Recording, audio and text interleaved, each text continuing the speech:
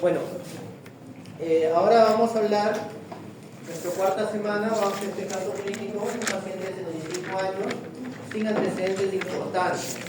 Tiene tipo de enfermedad de 6 meses y se caracteriza por dolor abdominal en hipocondrio derecho, tipo sordo, de moderada a gran intensidad, que no irradia, que calma con analgésicos y que además asocia prurito, ictericia, pérdida de peso de 10 kilos y ha presentado de manera intermitente coloración blanca en las heces, orinas oscuras y decaimiento del paciente.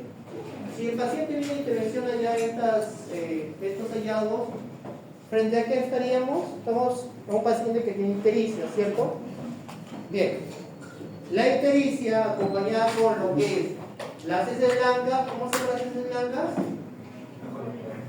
¿Cómo? Apolia. ¿Y las orinas oscuras?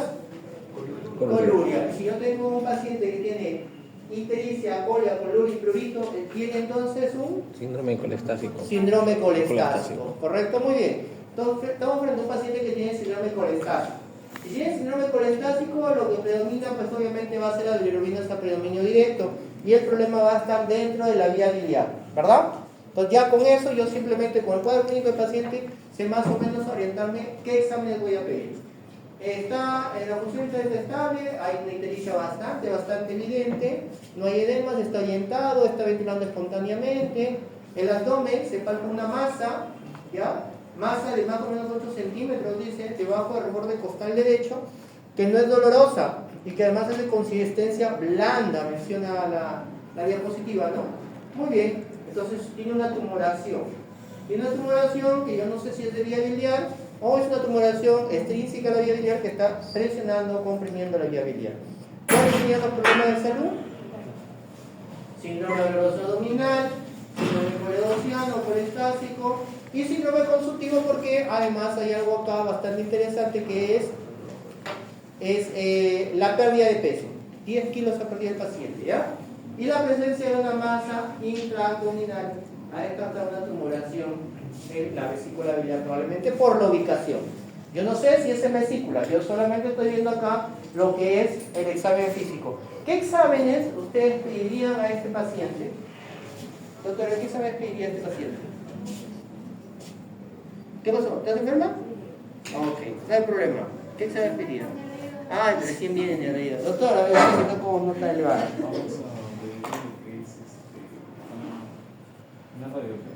Radiografía del pulmón. Perfil hepático. Muy bien. Andrea, ¿qué le pedimos? Doctora, una ecografía de abdomen. Doctora.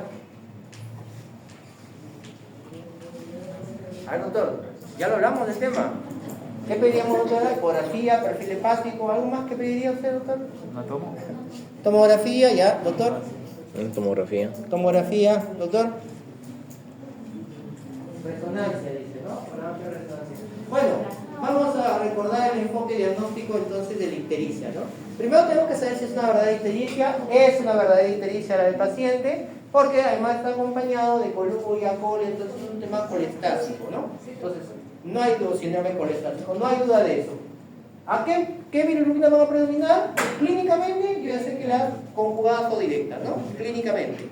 Segundo, ¿qué estudio de imagen voy a solicitar? Bueno, como mínimo una ecografía, ¿no? Para ver qué es lo que dice la ecografía. Ya luego pediré una tomografía, o si yo quiero ver vía biliar, ser más específico, una colangioresonancia magnética, ¿cierto? Y bueno, con esto voy a definir si el problema es hepático o el problema es de la vía biliar. La ictericia de nuestro paciente, entonces, vamos a ver, ¿qué dice acá? Miren este perfil hepático, interprétenlo, por favor.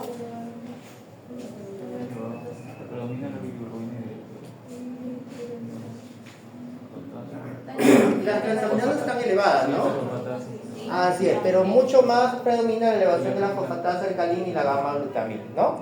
Muy bien, y el predominio de las bilirrubinas es directa, ¿verdad? Muy bien, entonces esto nos confirma que el problema está en la vía biliar. Se le envió lo que dijo la doctora, el perfil hepático, que ya lo tenemos ahí, y la ecografía de abdomen. A ver, doctor, ¿qué dice la ecografía?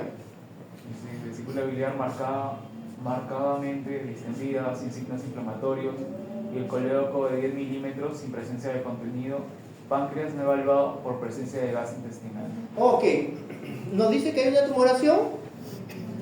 No dice que hay una tumoración, ¿cierto? Hay una dilatación de la vía biliar sin presencia de contenido patológico. No sabemos exactamente cuál es el problema acá. Hay una colangia, ¿no? ¿Hola? ¿Tienen clase? Sí. ¿La cambiaste ahora? Sí, lo que pasa es que teníamos al frente, en la 706 creo, sino que no se ve bien el proyector. Ya. Buenas noches, doctor. Buenas tardes. Que tenía que preguntar, ¿qué era la clase? ¿Va a llegar tarde? Muy bien. Entonces, si ustedes recuerdan, vamos al caso clínico, creo. Por acá está el caso clínico. Miren, nosotros pensamos en una tumoración de vesícula, pero si ustedes ven acá en el examen físico, dice que la masa que se palpa es blanda. Si fuera un tumor de vesícula, la masa sería pétrea, dura, como piedra. Entonces, ahora, ¿qué es lo que tenemos? Tenemos un paciente con elevación, con síndrome colestásico y con vesícula biliar distendida y vía biliar colédoco dilatada. ¿Ok? Ahí dice vesícula biliar marcadamente distendida. No hay signos inflamatorios para pensar en una colecistitis.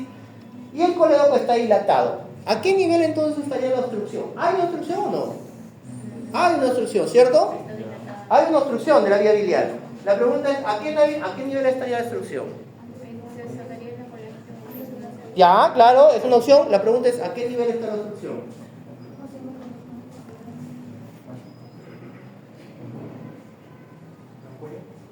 Ampolla de Barker puede ser una opción, correcto. ¿Qué más?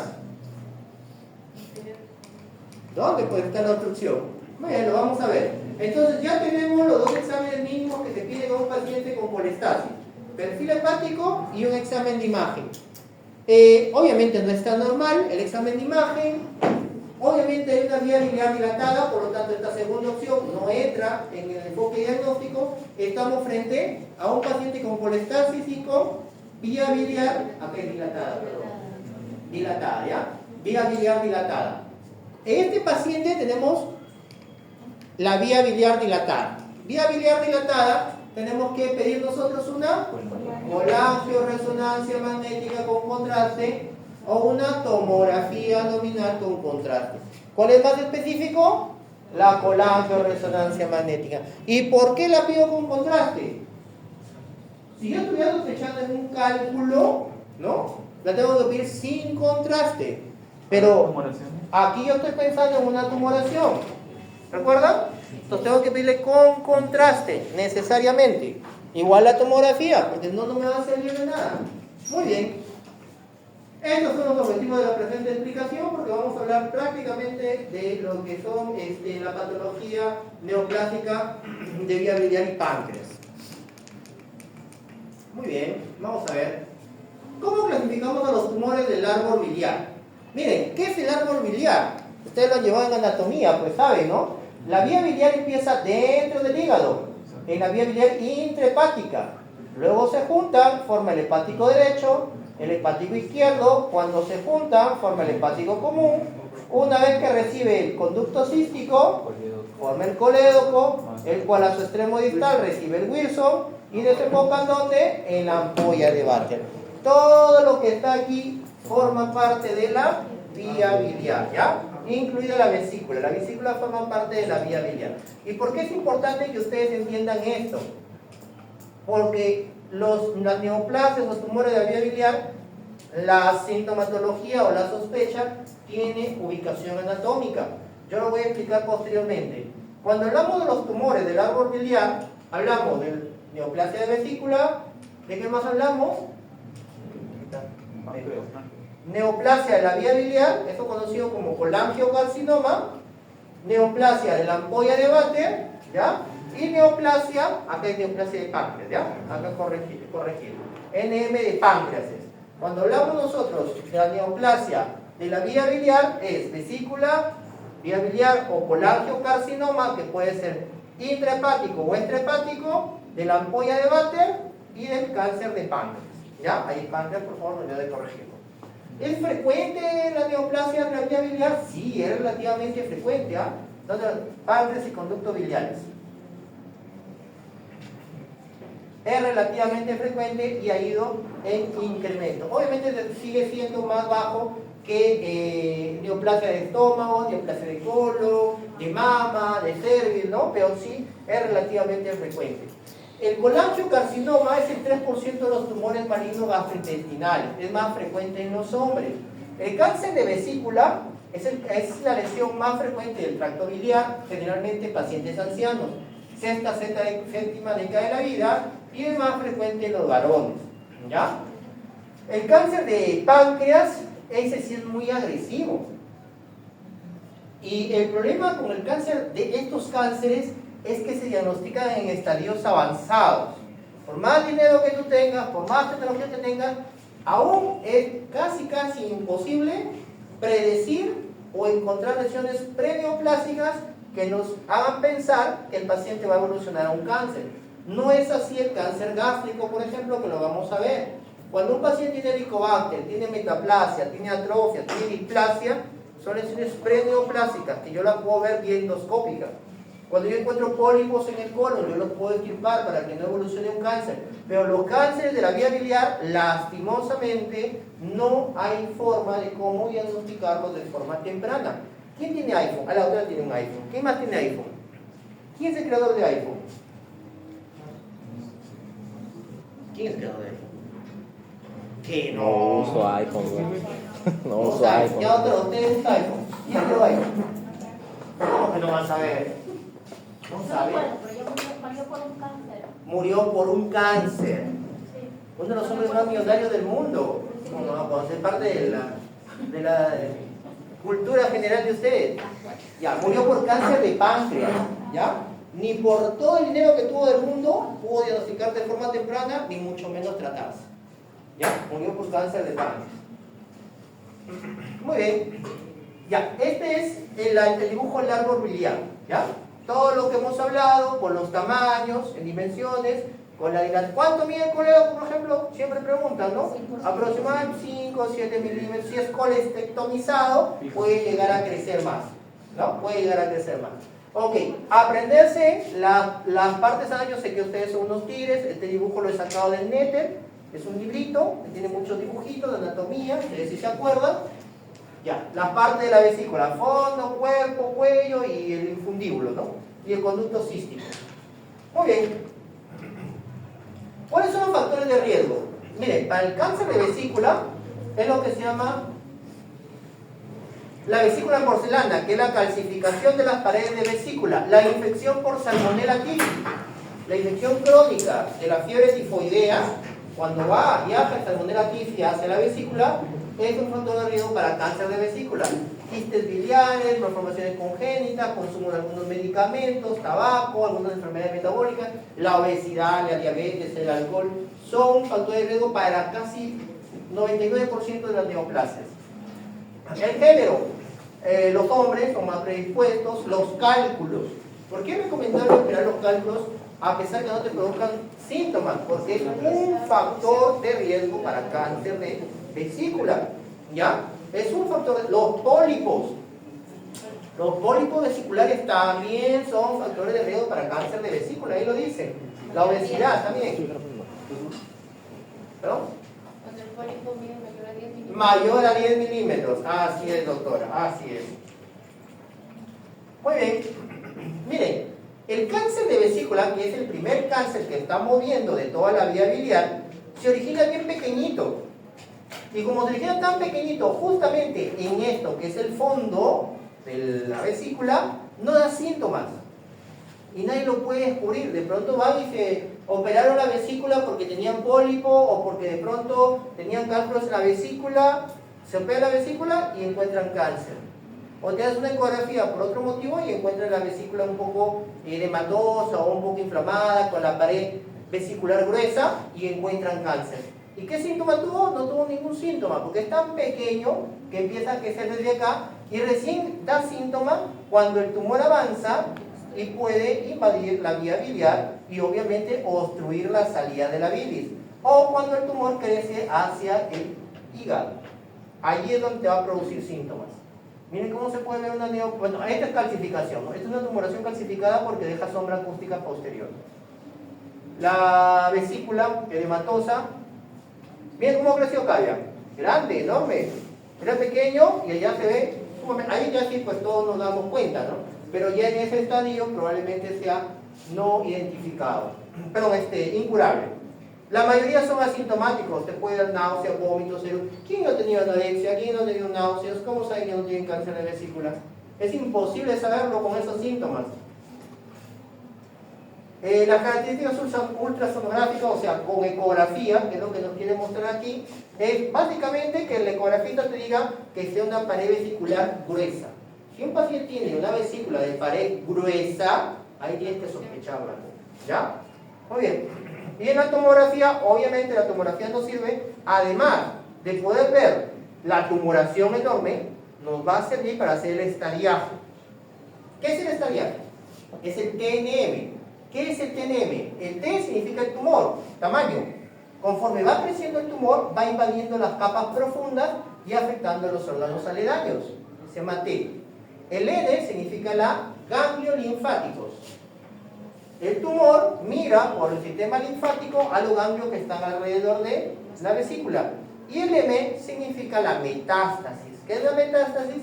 Es cuando el tumor que está aquí va, invade el pulmón, invade el riñón, invade el vaso o invade el mismo hígado, que es lo más frecuente. Entonces, cuando nosotros queremos estadiar, tratar a una vesícula y saber cuál es el estadio, muchos, quizás ustedes han escuchado familiares, amigos, qué sé yo, ¿en qué estadio está? Te preguntan. Y te preguntan, ¿en qué estadio está? Para eso tú necesitas una tomografía de abdomen, para que saber cuál es el TNM. Y cada tumor, ya lo van a ver en oncología, cuando llegue en oncología, cada tumor tiene su propio estadio, ¿ya? Cada tumor tiene su propio estadio. Histológicamente, ustedes han llevado en patología, ¿qué tipo de tumor es más frecuente? Es el adenocarcinoma. Acuérdense algo, desde el esófago hasta el ano, el tipo histológico más frecuente de cáncer es el adenocarcinoma. Estómago, adeno, intestino, adeno, colon, adeno, vía biliar, adeno, vesícula, adeno, páncreas, adeno, todo es adeno, excepto en el esófago superior y en el canal anal. El esófago superior, el más frecuente es el epidermoide y el canal anal es el epidermoide. ¿Pero por qué? Por el tipo histológico. Adeno deriva de glándula. En el canal anal ya no hay glándula, en el ano no hay glándula, ¿ok? En todo el tubo digestivo hay glándulas. Y si quieres ser más específico, hay papilar, nodular y tubular. Pero de acuerdo a su ubicación, recuerden ustedes que hablamos de la ubicación anatómica, el más frecuente es el fondo vesicular, donde no va a dar síntomas. Obviamente no va a dar síntomas, que es la imagen que les he mostrado, ¿ya? Miren, cómo aparece la tumoración y cómo va creciendo. Desde esto va creciendo hasta invadir la vía biliar. Cuando invadió la vía biliar es cuando este conducto ya se cierra y por lo tanto no deja pasar la bilis y va a dar los síntomas de colestasis, de bilicia, coluria, col, ¿no? Y fluido. Y luego, una vez que invade localmente, se disemina por toda la cavidad abdominal. Y así encontramos la neoplasia, mira, con estos implantes de acá. Esto significa que la neoplasia ha salido fuera de la vesícula biliar. Implantes peritoneales de neoplasia vesicular. Esto lo voy a preguntar, porque esto lo van a ver ustedes en oncología probablemente. Son los estadios que voy en cirugía y el tratamiento de acuerdo al estadio. Obviamente, el estadio 1 es la cirugía, sacar la vesícula. Y en el estadio 4, el tratamiento es paliativo. Yo, para saber el estadio, ¿qué examen necesito? Tomografía con contraste, para el estadiaje. Estadiaje, ¿ya? Entonces yo te pregunto, para el estadiaje, la neoplasia gastrointestinal, ¿qué examen solicitarías? Ya, así es. Ojalá y me respondan. Porque así les estaba diciendo y todos me respondieron mal. Bien, la otra neoplasia, ya no de vesícula sino colangiocarcinoma, la vía biliar inicia intrahepática a través de los canalículos más pequeños, después tiene el canal de Hering, el conducto biliar, en fin, forma la vía biliar derecha, vía biliar izquierda, juntos, hepático común, recibe el cístico, se llama colédoco, ¿ok? Pero ¿esto qué recibe? Recibe la secreción de los hepatocitos, las sales biliares, el jugo biliar, ¿no? La bilis misma, en fin. ¿Y por qué es importante esto, doctor? Porque existe una clasificación anatómica. El colangiocarcinoma intrahepático, colangiocarcinoma peribiliar y colangiocarcinoma distal. ¿Cuál es el más frecuente? Cuando yo te pregunte, ¿cuál es el tipo de colangiocarcinoma más frecuente? Ya, ahí tiene la respuesta. Doctor, ¿por qué lo clasificaron así? ¿Qué importa que sea intrahepático, peribiliar y distal? Pues importa mucho, porque esto depende del cuadro clínico, la presentación y el pronóstico. Estos cánceres de acá, del hígado, cuando son muy pequeñitos, no van a dar síntomas. Crecen muy pequeñitos. Ya haces una ecografía y de pronto el radiólogo dice, hay un hemangioma, hay un nodulito, que nadie se da cuenta de nada. ¿Y por qué no da síntomas? Porque es tan pequeñito que no obstruye nada de la salida del hígado. En cambio, la neoplasia periliar o la distal sí va a obstruir, sí te va a dar síndrome colestásico. Si yo te poniera un caso clínico en el cual sospecho en un síndrome colestásico o te coloco prurito, ictericia, colia, coluria, ¿podría ser intrahepático el colangiocarcinoma? Obviamente no va a ser intrahepático, ¿no? Obviamente tiene que ser de la vía biliar. Entonces, si me has entendido esto, me has entendido la presentación. Existe una clasificación de cómo es que se va invadiendo. Miren, el tumor crece acá en el hepático común, que se llama Bismuth Corlet 1, el Bismuth 2, cuando afecta el hepático derecho izquierdo, el Bismuth 3A, el hepático derecho, el Bismuth 3B, el hepático izquierdo. Eso lo van a ver probablemente a mayor detalle en cirugía, ¿ya? Cuando hablen de patología oncológica, que no sé si estará en su currícula. Pero eso es lo que nosotros nos sirve mucho la clasificación para dar el tratamiento a este tipo de neoplasias. ¿Cuál es el factor de riesgo? ¿Quién desarrolla cáncer de la vía biliar?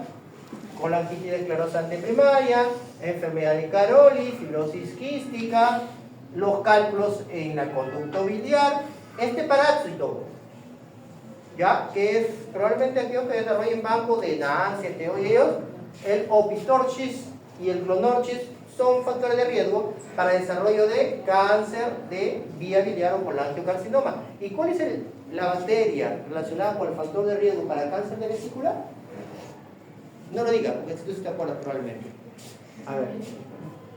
Hace 2 segundos lo mencioné. Salmonella typhi. Salmonella typhi. Si yo quiero hacer una comparación, Salmonella typhi es a vesícula biliar y Clonorchis y Opistorchis es a vía biliar, a colangiocarcinoma.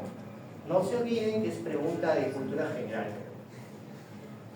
Bueno, algunos dicen que el Helicobacter, entonces no está demostrado, ¿eh? ¿Qué cuadro clínico da? Ya, muy bien, miren. Miren qué cuadro clínico da el intrahepático. Asintomático. Puede dar dolor en el hipocondrio derecho, aumento de la fosfatasa alcalina, ¿no? Pero nada más. Miren qué cuadro clínico da el periliar y el distal. El cuadro clínico da prurito, ictericia, coloria, acolia, pérdida de peso, fiebre, fatiga, sueño nocturno. ¿Por qué? Porque se encuentra en esta vía única. Lo obstruye. Obviamente, por razonamiento lo obstruye. Porque no hay por dónde más salga la bilis. No hay por dónde más salga. Si tienes una tumoración ahí, entonces vamos a obstruir la salida. Por eso es que da todo este cuadro clínico. Pero en cambio, el de aquí, que está justo a nivel distal, este no obstruye nada. Entonces no va a dar ictericia. Probablemente de una masa, un tumor en el hígado, ¿no? ¿Y cuál es el problema? El problema es que es muy agresivo. como se diagnostica de forma tardía, este tumor es muy agresivo, hace metástasis rápidamente, no responde al tratamiento, es muy agresivo este tumor. ¿Qué otras cosas podemos encontrar? Hepatomegalia, el hígado grande, podemos encontrar esto que se llama síndrome de Twigg, que son como unas vesículas dérmicas, como manifestación de síndrome paraneoplásico. Podemos encontrar esto que se llama porfiria cutánea tarda, acantosis nigricans. La acantosis nigricans, ¿de qué enfermedad es más frecuente? Diabetes, ya. Pero esto es una manifestación como síndrome paraneoplásico también, del colangiocarcinoma, y no solo del colangiocarcinoma. Todos dicen, a ver tu cuello, acantosis nigricans, diabetes. Pero puede ser, claro, hiperglicemia. Pero no es única de la hiperglicemia o la resistencia a la insulina. También puede presentarse en algunas neoplasias, y esta es una de las neoplasias. Y esto se llama eritema multiforme. Muy bien, hemos visto vesícula, hemos visto vía biliar. Falta los tumores de la ampolla de Vater. ¿Se acuerdan que la vía biliar eran tres, no?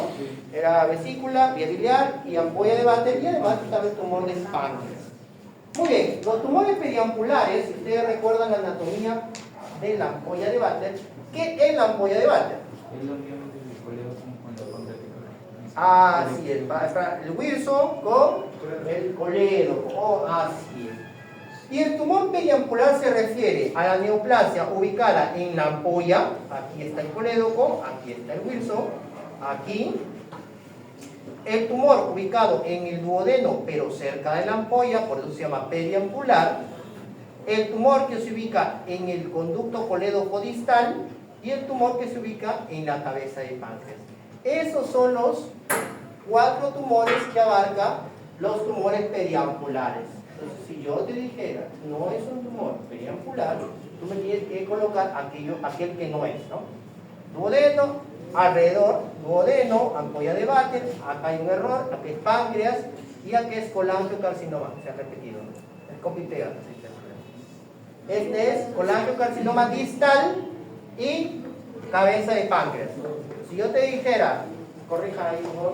Si yo te dijera, te preguntara, no es una neoplasia periampular, y te coloco tumor duodenal, ampuloma, cabeza de páncreas, colangiocarcinoma proximal y colangiocarcinoma distal, ¿cuál sería?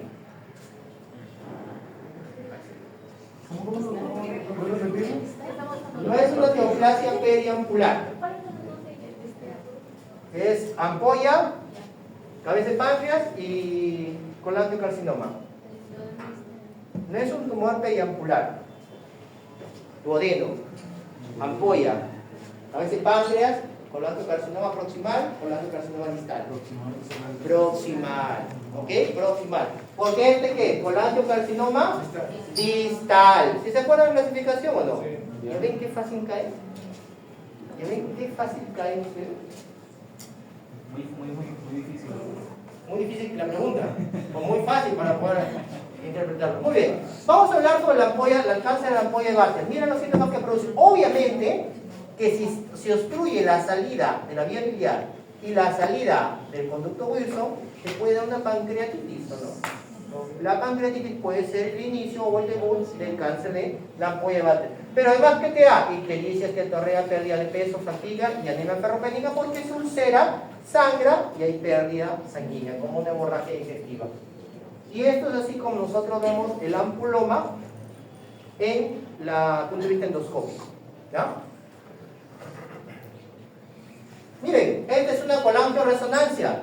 ¿Qué vemos en esta colangioresonancia? Hepático común, derecho, izquierdo, hepático común, recibe Wilson, colédoco, y hay una retracción del contraste, no se observa, no pinta esta zona, este Wilson en esta zona de acá, no pinta el contraste, debería pintar hasta el final.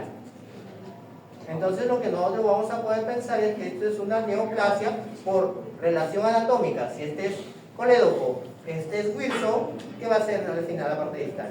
La ampolla de Vater nada más, ¿no? ¿Hay otra cosa que puede ser? No. Esta es la ampolla de Vater. Ahora, si yo tengo una obstrucción aquí, ¿cómo esperan ustedes que se encuentre el colédoco? ¿Dilatado o normal? Dilatado. Si yo tengo la obstrucción justo en la ampolla de Vater, ¿cómo se encontrará el Wilson? ¿Dilatado o normal? Dilatado. Y si yo tengo un tumor del colédoco distal, el colédoco va a encontrarse dilatado, ¿cierto? Y el Wilson, normal, ¿ya? Normal. Y si yo tengo una neoplasia alrededor del duodeno, ¿cómo va a encontrarse el Wilson y el colédoco? Dilatado. Porque es como si fuera alrededor de la ampolla de Batten. Compromete la ampolla de Batten y es como si fuera un tumor de la ampolla de Batten. ¿Lo entendieron? Sí. No lo entendieron. Muy bien. Despacito. Ya, no te preocupes. La ampolla de Batten es el extremo distal de la unión del colédoco con el Wilson, ¿cierto? Muy bien. Si yo tengo un tumor en la ampolla de Batten, todo lo que está antes de la ampolla de Batten va a estar dilatado. Si yo tengo un tumor en la ampolla de Batten, ¿cómo va a estar el colédoco? Dilatado. ¿Cómo va a estar el Wilson? Dilatado. Pero si yo tengo un tumor en el colédoco distal, ¿ya? Antes que desemboque el Wilson, ¿cómo va a estar el colédoco? Dilatado. ¿Cómo va a estar el Wilson? Normal. Si yo tengo un tumor que está alrededor de la ampolla de Batten y compromete la ampolla de Batten, ¿cómo va a estar el colédoco? ¿Cómo va a estar el Wilson? ¿Lo entendió, doctor? Muy bien. Vamos a ver. Sí, pues, acá. Mírenme. Esto es el colédoco. Miren cómo está marcadamente dilatado. Miren cómo está el Wilson. ¿Dónde va a estar la neoplasia? En la ampolla o alrededor de la ampolla y que compromete la ampolla, ¿cierto? Y ahí está la neoplasia. Cáncer de páncreas. Doctor, ¿y cuáles de los cuatro que mencionó? ¿Cuál es la más frecuente? De los tumores en Ampuloma. Ampuloma. Miren, y es el que mejor pronóstico tiene además. Cáncer de páncreas. El cáncer de páncreas se va a clasificar. Hay muchos tumores de páncreas, ¿ya? Esta es la clasificación desde el punto de vista histológico que no va a venir. Lo muestro como cultura general.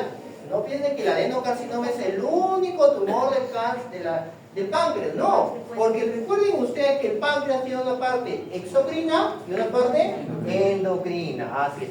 Cualquier zona del páncreas puede desarrollar cáncer. Puede haber el cáncer de los islotes pancreáticos, de las células beta, de las células delta, ¿no? De cualquier zona del páncreas. Aquí nos vamos a hablar solamente de la parte exocrina. O sea, de ¿cuál es la parte exocrina del páncreas? ¿Los acinos? ¿O las células del agua? Acino pancreático. Bueno, digamos que no recuerdan histología, recuerden ustedes que el páncreas histológicamente tiene los acinos, que es la porción sintetizadora de jugos pancreáticos, porción exócrina del páncreas, y las células de Langerhans, eso es la porción endocrina del páncreas. ¿Sí se acuerdan, no? Tú te acuerdas, pero los demás. Tú respondes por los demás. Muy bien, ahí está, miren, para que ustedes se acuerden. ¿Ya? Ahí les traje un dibujo para que ustedes se acuerden. Células endocrinas y la porción exocrina. Acino, célula Langerhans. Ahí está, ¿ven? Para que se acuerden. Miren, como los acinos. Otra cosita ahí. Miren cómo los acinos pancreáticos inician su recorrido en el lumen del páncreas. Se juntan varios acinos y sintetizan la amilasa, la lipasa, el bicarbonato, ¿no? En fin, varias sustancias. Y la porción exócrina es esta, endocrina es esta. Y alrededor de la porción endocrina están los vasos sanguíneos. ¿Por qué? Porque estas células vierten las hormonas a los vasos sanguíneos, a los capilares, lo que hay ahí. Bueno, ¿se entendieron? Acá. Ahí está, miren, páncreas endocrino. Miren cuánto tipo de células hay. ¿Las cargas? Miren, ven. Células beta, alfa, delta, células G, células PP. Y cada una de estas células sintetiza un tipo de enzima para un tipo de función. Cualquiera de estas células puede desarrollar un tumor. ¿Ya? Así es, cualquiera. pero nosotros nos vamos a dedicar a lo que son los acinos. Por eso se llama adenocarcinoma, porque es glándula, ¿ya? Glándula. Vamos a ver. ¿Cuáles son los factores de riesgo del desarrollo de pancreatitis crónica? Que no es lo mismo que pancreatitis aguda, por si acaso. El tabaco, diabetes, antidiabéticos orales, historia familiar, la obesidad nuevamente, la obesidad está en todo, ¿no? ¿Qué más? Hay cáncer de páncreas hereditario, que se asocia a estos síndromes un poquito raros.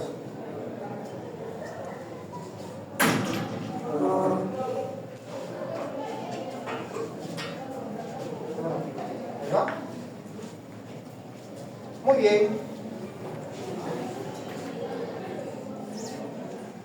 ¿Cómo es que desarrolla la evolución del páncreas? Miren, así inicia la neoplasia pancreática. Esto es lo normal, el conducto normal, pero hay dos mutaciones genéticas que dividen a la evolución del cáncer de páncreas en dos tipos histológicos distintos, pero que finalmente van a producir cáncer pancreático. No vamos a entrar a mayor detalle, solo quiero que les mostrarles esto, que es la neoplasia intraepitelial pancreática y la neoplasia mucinosa papilar intraductal, que son lesiones preneoplásicas antes del desarrollo del cáncer de páncreas.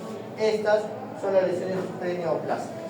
El problema que clínicamente esto no da síntomas y se presenta como quistes del páncreas muchas veces. Tú te vas, te haces una ecografía o te haces una tomografía por otro motivo, te encuentras quiste del páncreas. Pero el quiste del páncreas, el gran porcentaje, el 80% es benigno. Solamente un pequeño porcentaje puede ser cualquiera de estos tres. Y nadie te va a operar el páncreas por pensar que puede ser un cáncer de páncreas. O sea, hay más complicaciones operar del páncreas. Vamos a tomarlo también.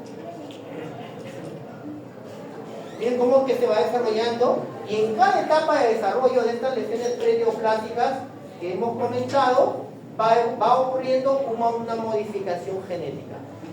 En cada paso que da de evolución hay una modificación genética que se va adquiriendo.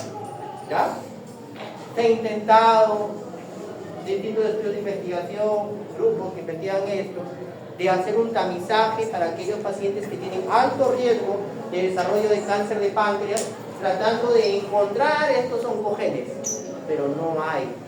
Ni en las sociedades más civilizadas, más avanzadas, no hay forma todavía aún de poder diagnosticar tempranamente este tipo de lesiones. ¿Ya?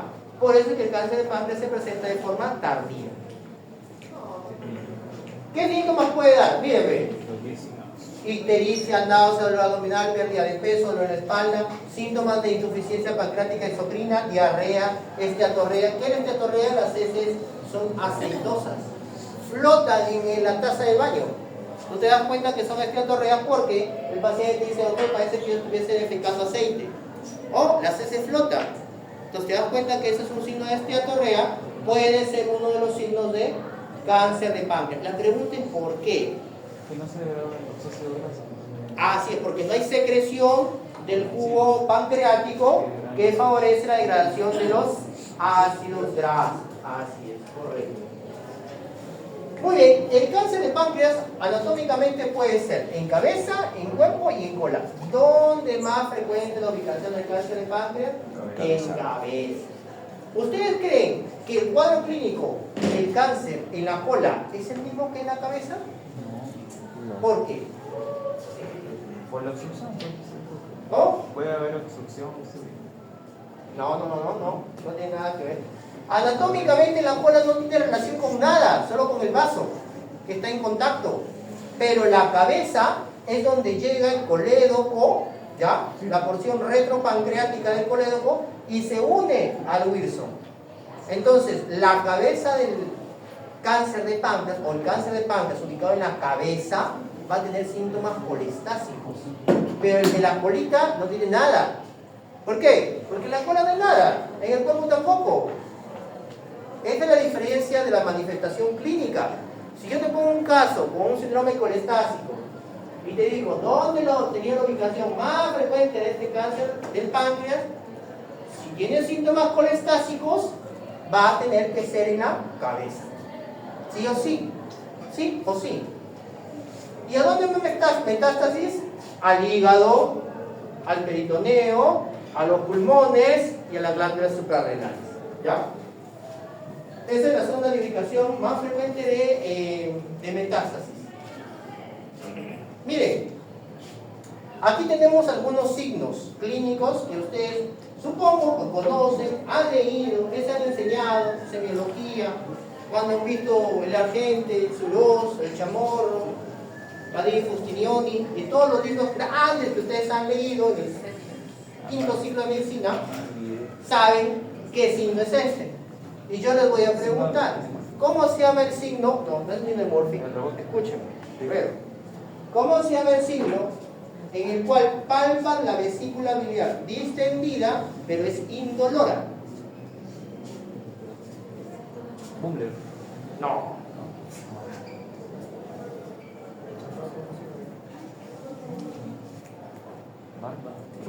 Vesícula biliar palpable, no olorosa. Signo de Bar y Pick. Búscalo en tu libro de Argente. Muy bien, ¿cómo se llama esto? Pues ya tiene el nombre ahí. ¿Qué es el signo de Courvoisier-Terrier? Este es el signo más conocido. Y no creo que no sepas qué es el signo de Courvoisier-Terrier. No era fija, pero. Todo el mundo conoce Courvoisier-Terrier, o sea. Todo estudiante de medicina honorable conoce el signo de Courvoisier-Terrier. El nombre del perro. Ni lo han escuchado, dice. ¿Qué es el signo de Courvoisier-Terrier? Vesícula biliar palpable, indolora e ictericia. ¿Ya? Indolora. Cuando tú tengas ictericia, puedes palpar la vesícula, pero no tiene dolor, eso se llama signo de Courvoisier-Terrier. Y eso es una manifestación clínica del cáncer de páncreas. O de vía biliar distal también. Pero obviamente que de cabeza, porque doctora, estaba explicando que la cabeza y la cola tienen distintas manifestaciones, ¿no? Si no lo entienden, dígame para volver a explicar. Todo eso por el clínico de la cabeza de páncreas. Claro, pues. Lo que es obstructivo con ictericia va con la cabeza, obviamente. Pero lo que no es obstructivo, por ejemplo este, ¿cómo se llama el nódulo periumbilical? Ya, sí, también es un signo.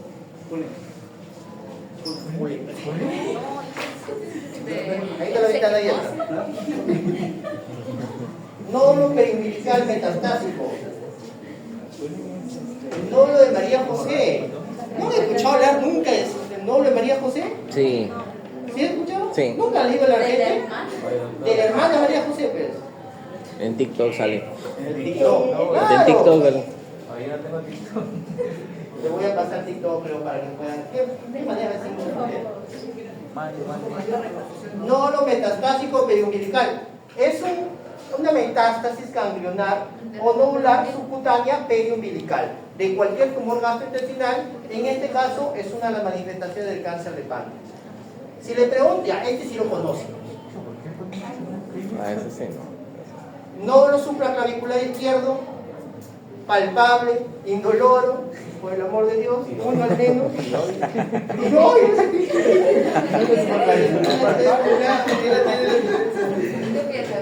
¿qué hacemos? No se aviente. No se aviente, no se aviente. En el regional, ¿no? ¿Se llama? No le de Birch. No le vi. No, Ah, Vircho. Vircho. ¿Nunca escuchaste hablar de Vircho? Claro. Me muero. Matrigada. Me muero, ¿verdad? No, adenopatía supraclavicular izquierda. Se observa en el cáncer de estómago, en el cáncer de páncreas, de vesícula. En este caso estamos viendo como manifestación del cáncer de páncreas, ¿no? Pero se puede observar en las otras neoplasias, ¿ya? Ok. Vamos a ver, ¿qué tenemos más? Ah, ya. Ojo. Miren la presentación clínica. ¿Qué es lo que observamos cuando el cáncer se encuentra en la cabeza? ¿Qué vamos a encontrar? Todo esto. Cuando el cáncer se encuentra en el cuerpo, ¿qué vamos a observar? Su cuadro clínico. Ahí está. Cuando el cáncer se encuentra en la colita, ¿qué vamos a observar? Ahí está. ¿Ya? Ok. El cáncer de páncreas de la colita, ¿de qué dice? No. Pobre que me marquen ictericia. ¿Cómo va a dar ictericia? No da ictericia. ¿Cierto? Muy bien. Y aquellos signos que tienen relación a vesícula biliar distendida, FRAC-PIC, o el otro que es el Courvoisier Terrier, ¿de qué cáncer sería? ¿Cabeza, cuerpo o cola? Cabeza. Cabeza. Distensión vesicular. Ojo, ¿en qué se diferencia la neoplasia de vesícula con la palpación de la vesícula indolora? ¿En qué? El signo de Brady Pitt y el signo de Courvoisier Terrier, la vesícula es indolora y blanda. En la neoplasia de vesícula, la vesícula palpable es dura, pétrea y obviamente alta. Ah, sí. ¿Lo entiendes? Hay una masa. Hay una masa. La cuestión que va por su imaginación anatómica. Más o menos. ¿Cómo hago el diagnóstico yo? Bueno, con un examen de imagen, con el cuadro clínico de mi paciente, con el examen laboratorial, y el examen laboratorial, el marcador tumoral de la neoplasia de páncreas y cirugía biliar se llama CA19.9. ¿Ya? CA19.9. Muy bien, ¿qué hace las imágenes de la tomografía? Miren, ve, acá vamos a ver la tomografía. En fase arterial, miren la tumoración. Hasta el ciego lo puede ver, ¿no? Esto es el páncreas. Doctor, ¿cómo sé yo que es el páncreas? Imaginemos que no saben nada de imagen. Nada de imagen. Nada, sí, son ignorantes en imagen. Están correctos. ¿Son imágenes? Claro. Pobrecita su doctora. Anda, sí me la enseña, claro. Así me digas. Ya, muy bien, miren. Esto es el estómago. El estómago, esto es el hígado. Esta es la vesícula, que está distendida, ¿ya? Estos son los riñones, riñón izquierdo, riñón derecho.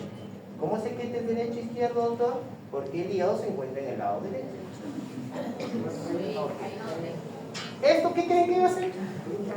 La columna. Anatómicamente, ¿qué está por delante de la columna? Es un vaso muy grande. La aorta. La aorta. ¿Cómo yo sé que mi tomografía es con contraste? Porque pinta la aorta. Y pinta el parénquima renal. Me parece que acá está sin... No, también está con contraste. ¿Qué es lo que se encuentra, doctor, por delante de la aorta y por detrás de la pared del estómago? En la transcavidad de los epiplones. Ya saben que es la transcavidad de los epiplones. Sí. Por delante o anterior a la aorta y posterior al estómago. El páncreas se encuentra posterior al estómago y por delante de la aorta. Esto es páncreas. Cualquier dibujito que ustedes vean que tiene una forma así, por detrás del estómago, por delante de la aorta, se llama páncreas. O el que está en el medio. O el que está en el medio. Nada más. Y esto se ve claramente que yo vinito contraste, el páncreas pinta, excepto una zona así que no pinta. ¿Y cómo yo sé que estoy administrando contraste? Porque acá dice pues fase arterial, fíjate. Fase arterial. Y miren la fase venosa, el páncreas deja de pintar, pero el páncreas, el parénquima que estaba pintado acá por el contraste, ya no está pintado y la tumoración sigue notándose. O sea, no hay variación tras la administración de contraste. ¿Ya? Esto puede ser una pancreatitis, también podría ser una pancreatitis, pero lo tengo que interpretar en el contexto de mi paciente. ¿Tendría amilasis y lipasa elevada este paciente? No.